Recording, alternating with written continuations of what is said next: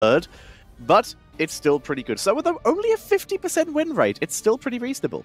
Still reasonable for sure. And SOA, we've seen great games by them in the past. So let's see if they can do it again. They banned Falstad immediately. Already, I think, for the last day of week 2, we're getting used to seeing a way different approach by most Chinese teams today. Already shying away from banning the Shimadas all the time, shying away from banning ETC or Uther. They're going for the globals instead.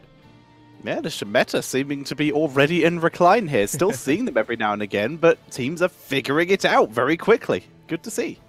Especially in China, where those hyper-aggressive Falstad Tyrael Sonya blow-up combos have been so successful against San Hanzo. And this could actually be a little bit of a trick, of a mind game they could try to play with their opponents, SOA, that is.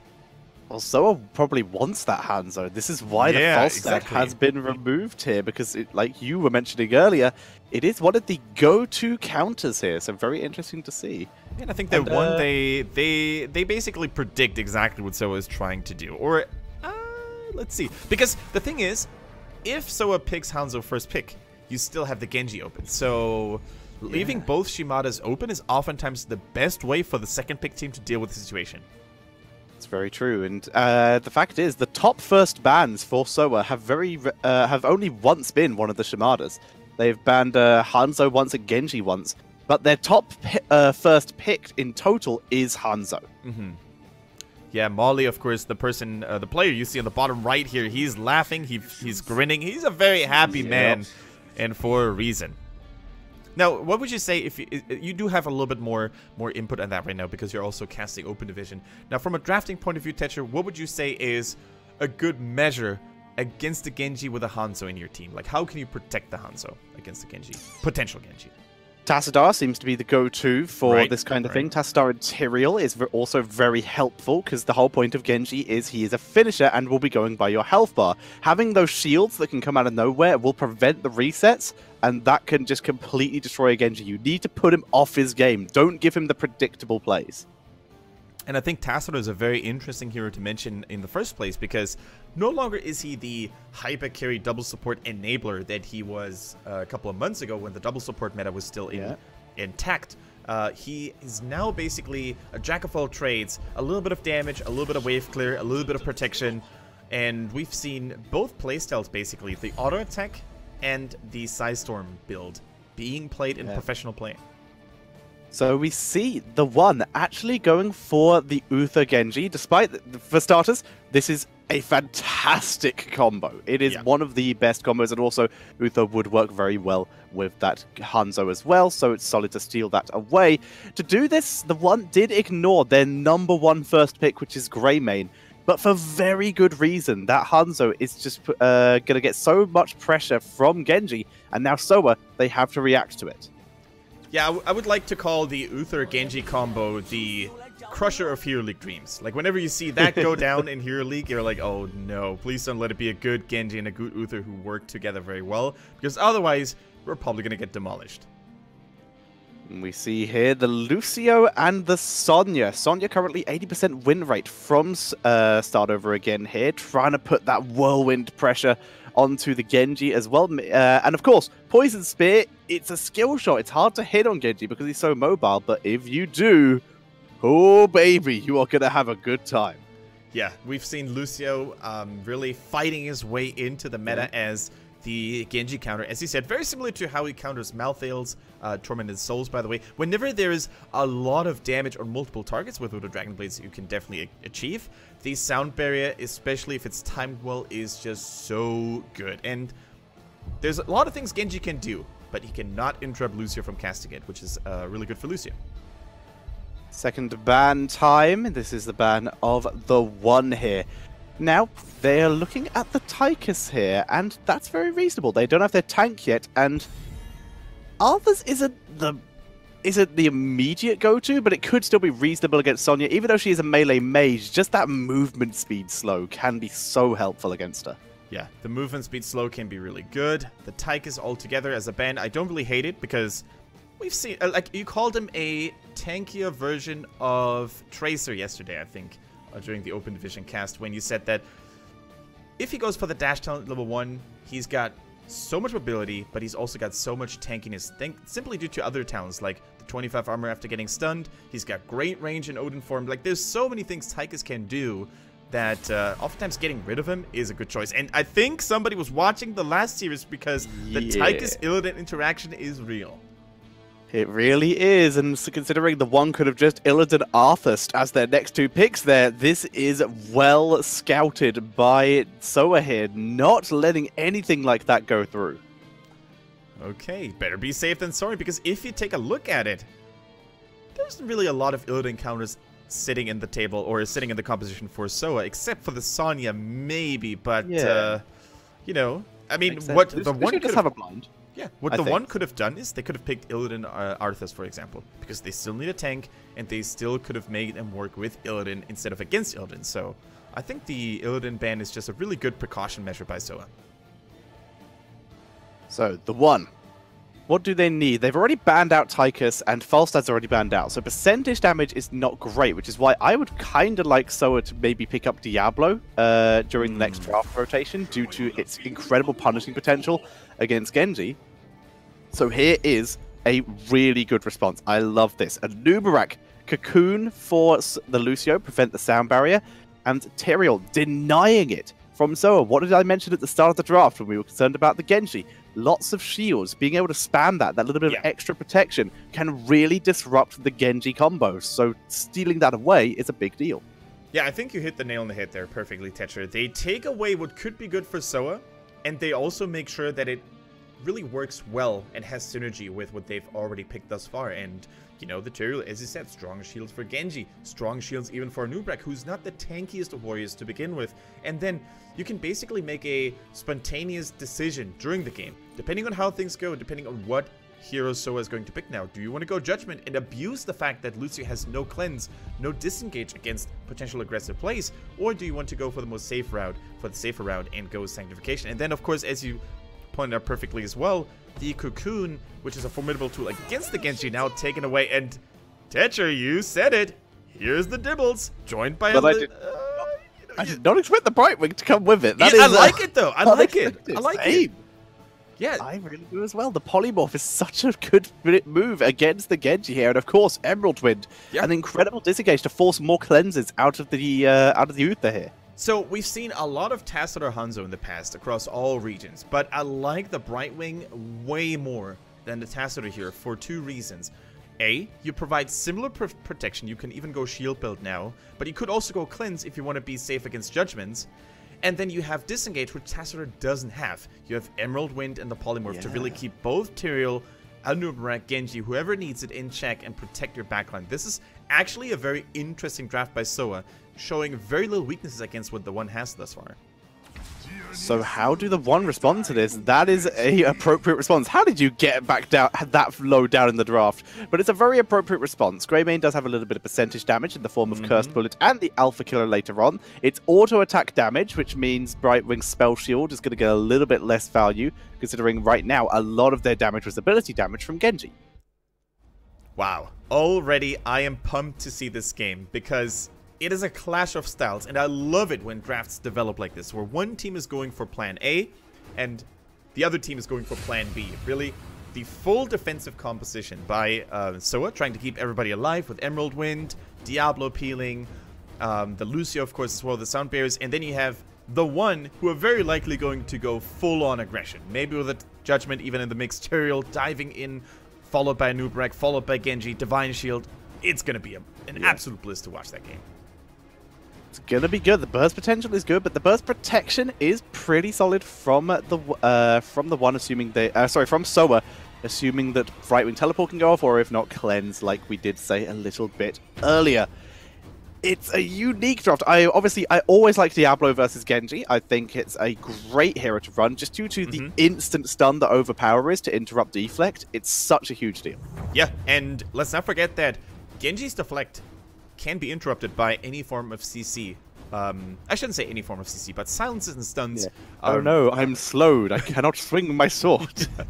Exactly. So Diablo brings plenty of stuns, especially in the late game where he gets the Overpower double, if you will, the Dominate. And that could be so good, especially in choke points. But will the one be able to actually execute the team comp, or is the ultimate defense, the perfect defense, good enough for SOA? We're gonna find out in a bit here. The one on the left-hand side charging onto Sky Temple with Hugo on the Tyrael, Lucky on the Genji, Meng plays Greymane, Zado on the main support on Uther, and Hihi plays his favorite hero, Nubarak. Whereas on the right, it is going to be start over again in the red trunks. And playing for them, it is going to be Fei playing the Sonya, Uncle G on the Lucio, TY on the Brightwing, Klong on the Diablo, and Molly reprises his role as the Hanzo. Yeah, Molly is one of those players who seem to be immune to fatigue when it comes to playing the same hero over and over again. He was our main Vala 1 trick in HGC China last phase when she was really good with a double support hyper carry style, and now he seems to be the dedicated Hanzo main every single time he gets locked in. Yeah, we saw him there attempting the 360 Q, but not able to land the ability at the start of this game. Brightwing, very standard. Not going for anything sneaky like the Pixie Bribe or anything like that. It's just that teleport cooldown reduction. Yeah, teleport cooldown reduction. Now, it could still be followed up by a cleanse. You can still go double teleport, mainly Peekaboo, and of course the cooldown reduction, and then go cleanse if needed. But it wouldn't actually surprise me if, you know, Brightwing in this game goes for an Iacona style. For those of you who don't know, Iacona, legendary NA support player who oftentimes waited until the enemies pick their towns before you pick the zone. So it wouldn't really surprise me if we saw a hold on 7 and 10, only to see what Tyrael ends up doing at his level 10. There is also the option for not even going Peekaboo here. The unstable anomaly is also pretty reasonable against Genji when you already have so much lockdown in the form of Diablo, who is currently getting locked down himself. Karma is lovely, but charges into Genji, and you can see that huge issue that Genji can have against Diablo. Diablo gets out, but the raid is successful. They steal the camp. Tetra lucky for the one. The Genji player was actually Diablo's lucky charm there because he helped him escape. If he hadn't used his Swift Strike to get ahead of Diablo, he couldn't have used his Shadow Charge to get out of harm's way. So a little bit reckless move, or a little bit of a reckless move by the Genji player for the one. And there's a bit of advice for all you players at home. In most situations, careful everyone, in most situations you want to defend again when you're trying to trap someone or body block them and pick up a kill, then you do want to get in front of them and in between them and their escape route. Diablo is one of the very few heroes who you are just straight up better off just chasing and fighting him from behind, because if you get in front of him, you give him extra escape. Very similar to Artanis, by the way. He could also go for a swap or like a face prism and then just get to safety. So be very mindful of which target you're chasing and try to take everything into account, like his possible escape routes, possible escape abilities. So I'm pretty sure that's not going to happen again to Lucky. That should give a good lesson. Now, Tyrael waiting until he picks his level 4. He's probably debating, should he go Stalwart Defender or should he go for Bound by Law, which is the movement speed slow. We'll have to see on that as we see an attempted gank, but the spear misses, so Fei not able to begin that for his team. And it is going to be the Stalwart Defender. There we go. So Tyrael gains 25 armor whenever he casts Ildruin's Might, and that buff will persist after he used the Blink to the sword for another 3 seconds. So making him very, very tanky and resilient in a town that has very decent synergy with Uther's armor coming in from the heals. Now, Tyrael, Hugo in trouble. All that armor won't save him there. He's using his trade value to explode on the tower and deal a little bit more damage in his dying breath. And we see a consistent theme. He used his sword earlier and yet still positioned himself too far forward. If you use your only escape ability as an engage or wave clear, you are likely going to die. This is the case we used to see with Muradin's before he started getting that, before he got that armor buff, which allowed him to play a bit more aggressively with his Dwarf Toss. Yeah, we've seen a very similar phenomenon in the previous series as well, where reckless usage of Ildruin's Might causes Tyrael players to pay for it with their life. So you always got to be super careful, also for you guys out there, on when to use the Q, excuse me. Level 7 hit for both teams here. Perfect defense for Genji. Gonna definitely help out. No cleanse indeed as Fei spins away. No cleanse is going to be interesting. This, like you said, could be a judgment game now for Tyrael to try and get that burst potential in.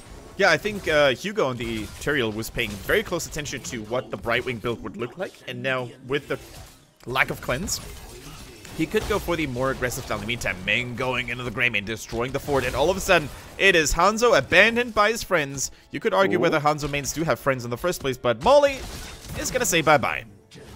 He drops a lot of damage onto Greymane, though. Yeah. Nice duel, backing up into the perfect scatter arrow position, and then immediately just dropping all the damage he could. But he still does lose redemption stacks. He's put down to 9.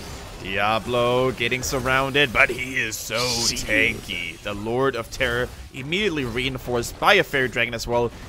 If you manage to accumulate a lot of souls early on, you can live through even the deadliest of ganks like we saw here. So collecting and farming souls is so important like Diablo. Oftentimes the playstyle is very similar to an Azebo, who also needs to stack up as much as he can. Speaking of collecting and farming, though, Anubrak not doing the best job in terms of globe farming, and as such, this raid on the camp will give him potential for another globe, but Diablo comes in, decides this might be a bad idea, and they're just going to let the camp go. Right, you can really see the hyper-aggression by Lucky on the Genji on his brother Hanzo, always trying to keep him at bay, to give him a hard time aiming his skill shots. Really cool to see the interaction between the two Japanese heroes here. So Diablo, by the way, has gone for Soul Feast, not Soul Shield, and he may need it here as he is regenning up through this fight. Yeah, the extra health for regen on level 7 as opposed to what would usually be the Diabolical Momentum or the Soul Shield. Yeah, Soul Shield, of course, being a very situational talent if you face one or multiple burst mages.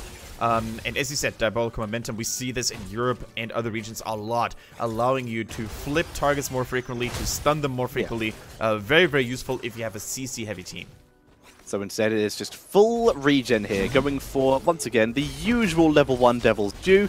Combine that with the Soul Feast, he's going to be very sustained. The Cocoon is good, going to get cleared very quickly though, thanks to that Poison Spear. And Okuji able to pull back, but his team might not be so lucky. Faye, his life for the team. Cocktail Dragonblade, Diablo, he delivers Genji onto Brightwing there.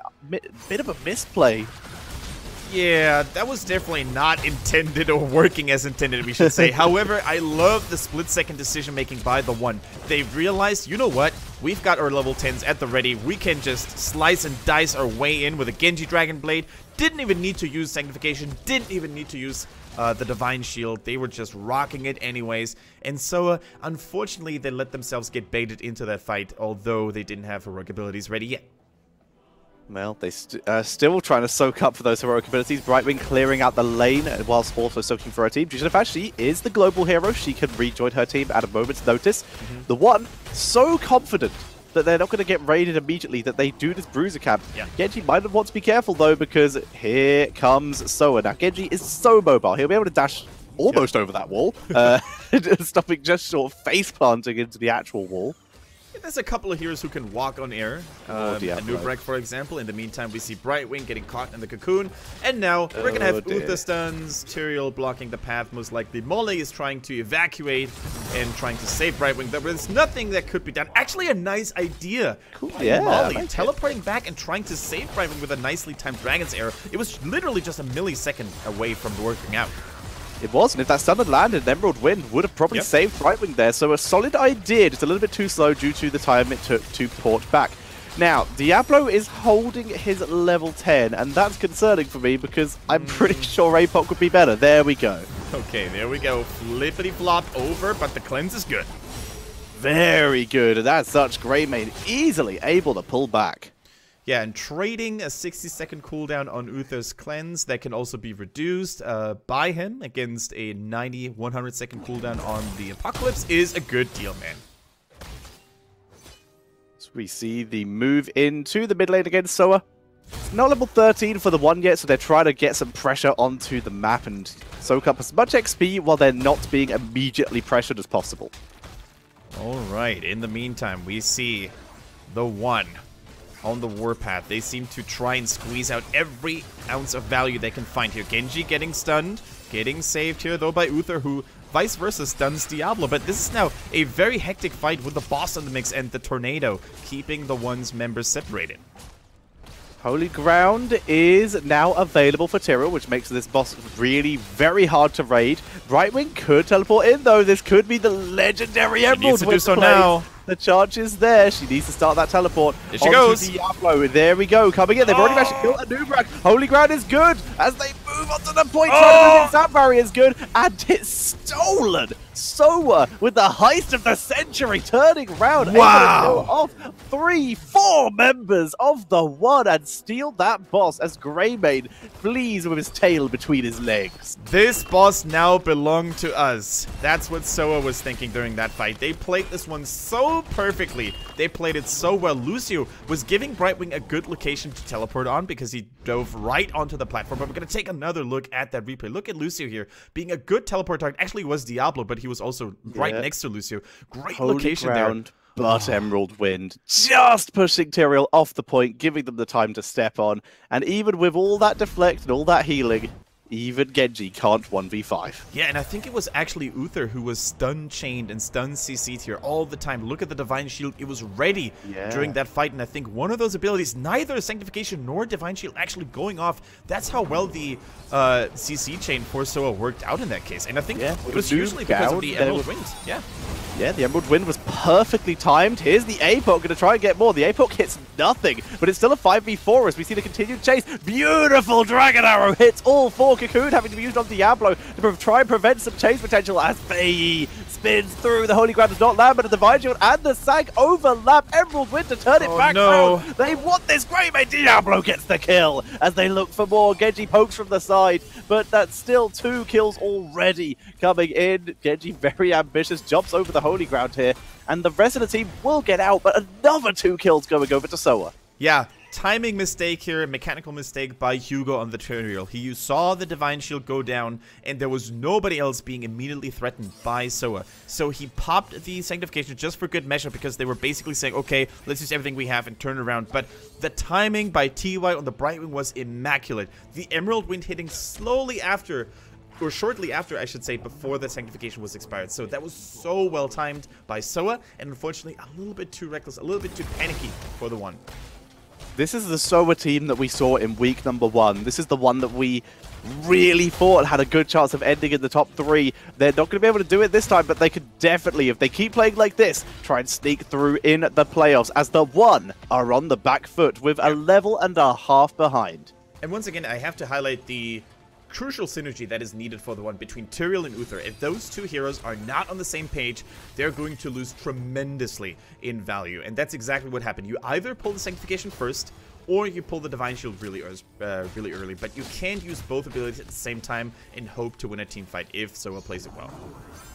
Here comes SOA. They already took a couple shots and as such lost their fort. Tyrael taking so much damage to Polymorph and the Dragon Arrow. The CC chain is insane, Kendrick, as Tyrael gets deleted there. The chain, charge into Overpower, into Charge, into Polymorph, into Arrow.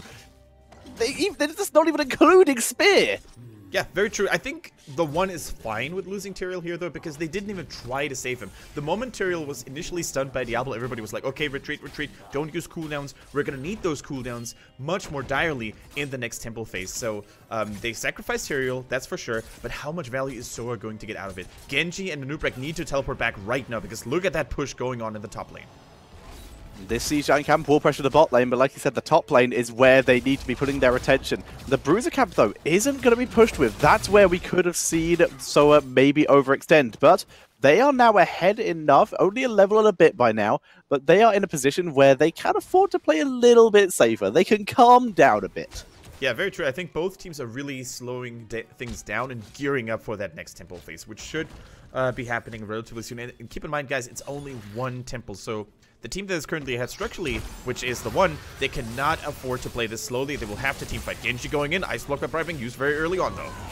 Very nice by Brightwing, moving into the corner, so if she gets Emerald Wind, it's going to push everyone away and completely separated from his team. Lucio is going to be freed. Free Lucio, he is let out. Sound Barrier is still available, needs to use it now, but Kong goes down first. It's still a 4 versus 4, though, trying to turn it around as the Dragon Blade is getting a huge amount of value onto Uncle D, and a snipe! The Brightwing auto attack gets the kill. Sonya is finally killed off. 3v3 now. Hanzo and Lucio and Brightwing versus Uther, Tyrael, and Greymane. Hugely sustained. He comes with a big hyper carry in between them, but it's SOA who is looking for that fight, chasing down with Lucio. Molly using the natural agility over the wall. They're relentless on the chase. Diablo is back because of souls. He charges and he flips Uther back like a madman, and the Paladin ends up falling as well. It is now a clean 4 versus 2 trade in favor of SOA. Nicely done. SOA continuing that aggression, giving Diablo time to rejoin his team. A wonderful fight between these two teams, back and forth, but like we said, that Diablo soul value coming into play. Brightwing needs to rejoin her team very soon. If they're not careful, this could be a potential throw. Yeah, the one they're trying to catch up now. There's 2 things SOA needs to be careful of. A full-in Cocoon aggression move by the one, or them trying to bait them into another boss fight. Because keep in mind, unlike last time, now Holy Ground is available for Tyrael. Sanctification, Holy Ground. They could at any given moment now threaten a boss and force SOA to react. Klong scouting around. He does not have many souls now, so he's much less tanky than he was before in terms of that health regen.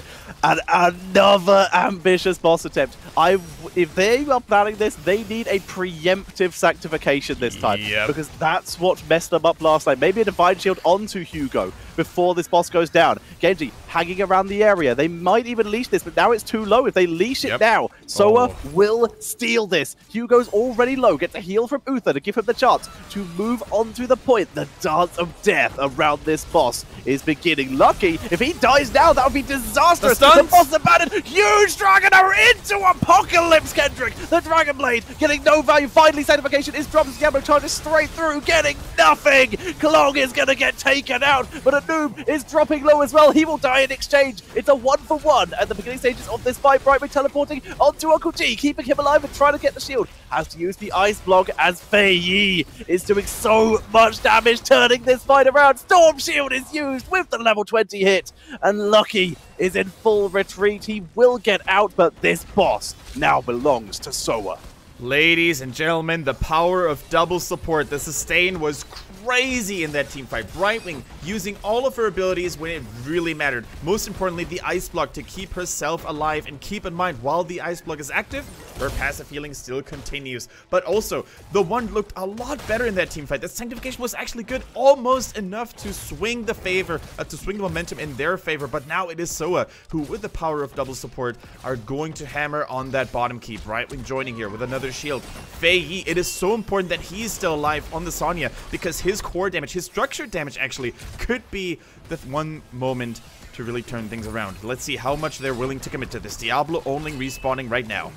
He's on the way, but Diablo can just go straight to this temple if he wants to, or he can come rejoin his team. A noob dropping low already. Kill. Squishy, they do get a kill, killing off Hanzo. That's a huge deal here. Lucky finally getting some value on that Genji versus Hanzo matchup. And as such, Fei, he realizes they might be in trouble. He immediately ditches and goes straight for the core, the focus. Apocalypse is dropped to try and disrupt the defense here. Diablo is coming in as well. It's the full all-in attempt. Boss is dropping low, but so is the core. 30% as the one shred through the team, but it's not enough, Kendrick. And that is GG. Wow. As SOA take game number 1. SOA pulling off a Fnatic here, really putting all their hopes and dreams into that one boss call, and they successfully executed it. We talked about it. The Sonya, it was so important that Fei Yi had stayed alive, because without her, the main source of building and core damage hadn't been there. The Wrath of the Berserker, it never expired. It was so important, and although Tetra, both supports failed to save their Hanzo player, it was still enough for them, because all the distraction Hanzo caused, all the cooldowns that were used to take him down, they couldn't use anymore to save the core. And I loved that zoning Apocalypse by Diablo. He's so like, there's no way I'm going to get here in time. I